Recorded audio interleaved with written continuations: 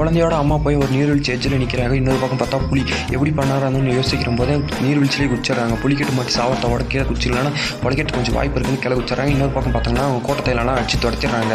அந்த அடிச்சு துரத்தும் போதே அந்த எட்டா புலி வந்து கேட்குது, குழந்தைங்கன்னா நீர்வீழ்ச்சியில் அவங்க அம்மா இதை குச்சிட்டாங்க, நீ ஒழுங்காக இப்போ எடுத்துகிட்டு வரணும், அப்படி எடுத்துகிட்டு வரலாம் உன்னை நான் சாவச்சிடும் அப்படின்னு மிரட்டி அனுப்புது.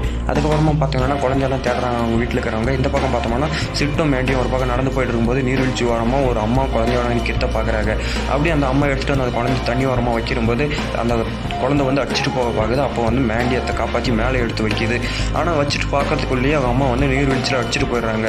அப்போ சிட்டு இருந்துன்னு நீ இது வா இதை எடுத்துகிட்டு போயிட்டு அவங்க வீட்லேயே கொடுத்துட்டு வந்துடலாம் அந்த குழந்தைய அப்படின்னு சொல்லுது.